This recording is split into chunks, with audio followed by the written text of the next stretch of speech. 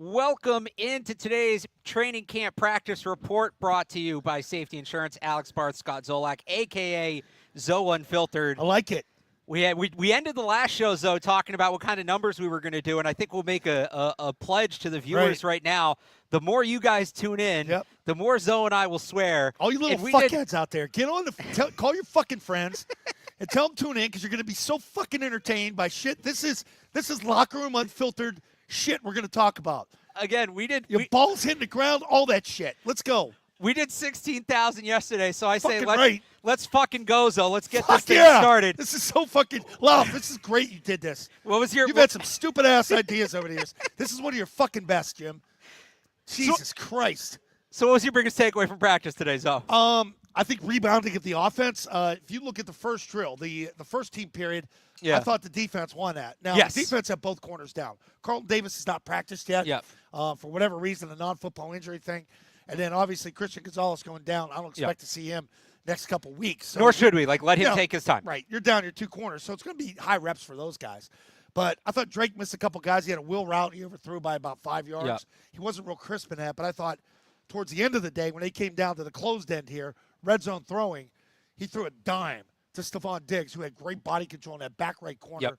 And then Dobbs had one on the left side of Baker, who I thought had the catch of the day. Unbelievable catch. Sort of an acrobatic high 50-50 ball, boundary catch.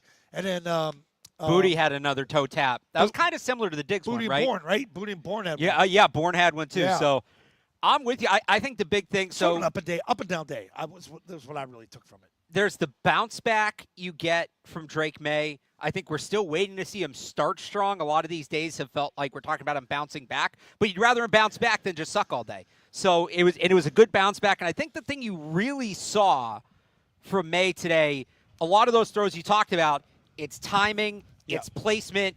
Even though he's rotating with like 8 or 9 different receivers in these practices, now that Jalen Polk is back, there's chemistry there. It feels like he's really starting to build chemistry with these receivers. He is, and I think that's a good thing. And I think it's imperative for a guy like Polk to get out there, whether or not he's going to do anything or not. Like yesterday, I know he had a couple reps with the first crew, but that's Drake's classmate. We'll see if he's got anything left in the tank. But Baker, I think right now is ahead of him, even after he lined up incorrectly to kind of shut the drill down after he caught the touchdown. Yeah. But Mike Reese was up here, and he likes what he was seeing there. At the end, sort of agrees with me on rough start, but I thought they polished things up, cleaned that shit up, and there's enough to get after, guys. Yeah. In the room, so you'll go back watch the film tonight. But the best point I thought Mike brought up is no interceptions, no turnovers yet throughout camp. And we remember the first OTA practice where it was 14. It was 4 picks on the first 6 passes. 4 picks on the first 6 passes. Ends up 14 of 18, but not good at all. And with Gonzalez picking him off twice. There was one turnover sort of play. There was another bad snap. So this time it was Garrett Bradbury who put the ball on the ground. It was Jared Wilson yesterday. Wilson also had one last week. Are those? I don't know how much you've seen of those, and I know it kind of varies case to case, but. All right, the 2 bad snaps were May and Wilson, so it's the same 2 guys, and one's a rookie. Now Bradbury, who's a veteran, is this maybe a Drake May thing as opposed to the centers that it's been, 3 fumbled snaps 6 days in? The nice thing about the quarterbacks always take the blame for it. You never put the center, throw him under the bus. But you'll be able to tell in film and that. They'll know who the real culprit is. And, hey, this is like, remember Damian Wood, if you can't snap shotgun, we're not going to let you snap shotgun. Yeah. We'll bring in a guy, off the street, have him go in there and just indicate to everybody. It's Mike Compton, right? Yeah, Mike Compton. So it's kind of one of those things. Like they'll tolerate it for now. Yeah. But by next week, you got to clean that up. And if it continues, they just won't go to him. What do you think of the offensive line play overall? I thought Jared Wilson had another really good day. I thought Will Campbell had another solid day. A little shaky on the right side. Morgan Moses left practice early. We'll get to that. 2 really extremely hot days. And I think Yeah. for big guys, it's very hard to push through and sort of be at your best. And it's up to the coaches to keep them going. I know Vrabel got on Will Campbell down at the far end when he had his head covered yesterday. Hey, Will, I thought grew up in Louisiana. This is nothing. It's like spring for you. Let's go. Get up. So there's going to be enough opportunities to push these guys. You're just not seeing enough continuity up front to where Morgan Moses went in on his own under his own power, walked in. I don't know what that was about. I don't know either, but he didn't return. He left early. Could be a heat-related thing. He left after 101s. Yeah. Yeah, he didn't make it to 11s because first snap of 11s was DeMontre Jacobs. Then they lost Yasir Durant, who's a backup tackle. He had to walk off kind of slowly with the trainers. And then at the end of practice, I didn't see what happened. The defensive line, it was probably their most convincing win of the day, just collapsed the offensive line on a run play. Bradbury's at the bottom of the pile, comes up, kind of limps off.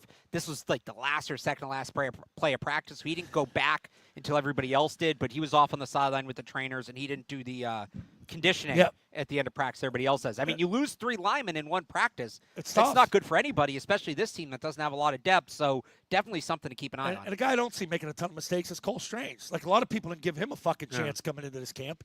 You know, because you're thinking, okay, he's been behind the 8 ball. Is he a center? They tried to work him at center.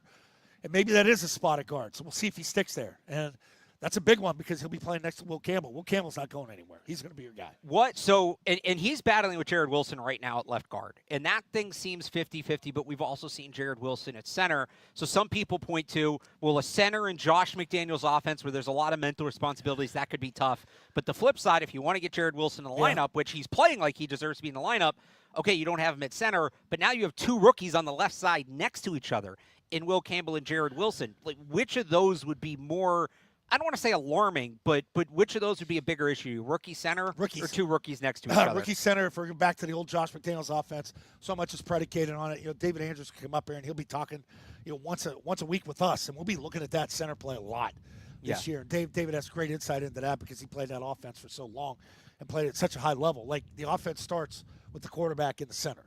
And that's the best thing. I like it. Now, everybody's saying, well, this is Josh is forcing his offense on Drake. Josh is forcing his ability to move formation, to dictate coverage, and his protection, which is great for Drake. He's not going to run the same pass plays Brady ran. He's going to understand what Drake does well and what he does. Drake throws a great deep ball. Drake throws a great post corner ball. He throws a great wheel route. You're going to incorporate those routes into what Drake does. So it doesn't matter if you go 0-out slot, 56 protection. Like, that's the stuff that gets you back to protecting the quarterback. And you're going to be able to adjust that throughout the course of the day. So as long as you get those fucking calls right up front, that's going to be fine. And along those lines, they're moving Drake May around a lot. It's been a lot of play action, a lot of bootlegs, moving pockets, things like that. They are building it to Drake May's strengths. Like, people forget, Cam Newton wasn't running the Tom Brady offense either. Mac Jones wasn't running the Tom Brady offense. They're all doing their own things. It's the same core concepts, but it's not the same thing from start to finish. On defense, I think there's a case to be made. Through 2 padded practices, the best player on the field has been Caleb Von Chason.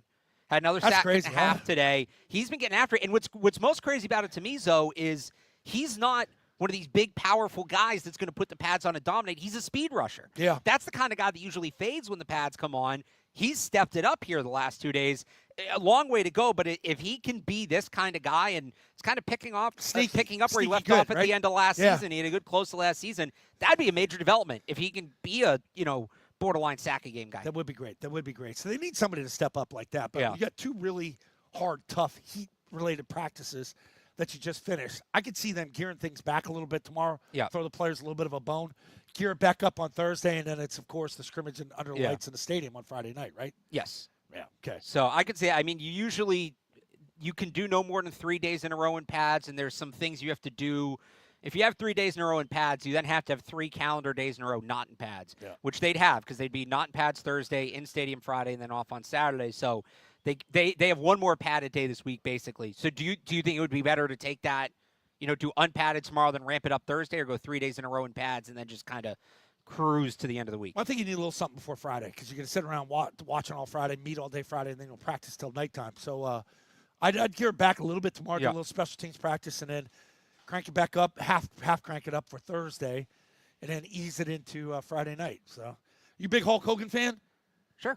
You ever do that? Hey, brother, we got to do like sort of a tribute to Hulk. What you gonna do, brother, when fucking Hulkamania rips his shirt off and takes your nuts and shoves them up you? What are you gonna do then, brother? Hey, Thunder Lips here, Rocky. You thought this was for charity, my man. Not fucking me. I get after it every fucking day. That's a good Hulk Hogan. We got to get you and Sean Silver doing Macho Man Randy Savage. Oh, he can do. It's so good. It's so good. I can do that too. Macho Man. Yeah. What do you looking? Let's see this thing. I'm getting this geared up for. I collect this rag and I just keep it for. I have a sort of a sinus problem or a ketchup, and I won't wash this till the end of the year.